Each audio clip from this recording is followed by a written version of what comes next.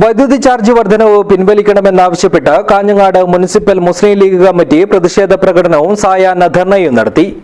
മണ്ഡലം Muslim League general secretary K Badaruddin ഉദ്ഘാടനം ചെയ്തു.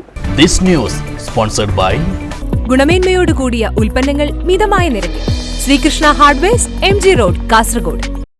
സംസ്ഥാനത്ത് വൈദ്യുതി നിരക്ക് വർദ്ധിപ്പിച്ചതിൽ പ്രതിഷേധം ശക്തമാവുകയാണ്. യൂണിറ്റിന് 16 പൈസയാണ് വർദ്ധിപ്പിച്ചിരിക്കുന്നത്. പിണറായി സർക്കാർ അധികാരത്തിലെത്തിയതിനു ശേഷം 5ാം തവണയാണ് വൈദ്യുതി നിരക്ക് ഉയർത്തിയത്. ഇതിൽ പ്രതിഷേധിച്ചാണ് കാഞ്ഞങ്ങാട് മുനിസിപ്പൽ മുസ്ലിം ലീഗ് കമ്മിറ്റിയുടെ ആഭിമുഖ്യത്തിൽ പ്രതിഷേധ പ്രകടനവും സായാഹ്ന ധർണയും നടത്തിയത്.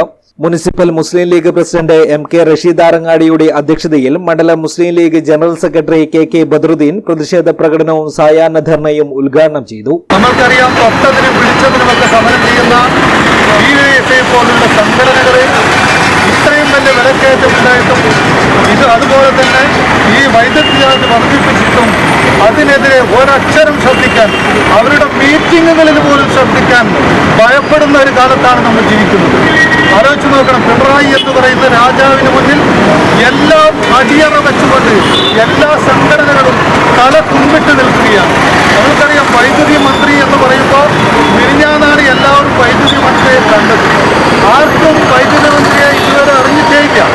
അയാൾ ഈ പൈസ കൂട്ടുന്നു എന്ന് പറയാൻ മാത്രമാണ് കേരളത്തിൽ ആദ്യമായി, അല്ലെങ്കിൽ അഞ്ച് പ്രാവശ്യം മാത്രമേ നമ്മുടെ വൈദ്യുതി മന്ത്രി ഇവിടെ മധ്യപ്രദേശിച്ചു.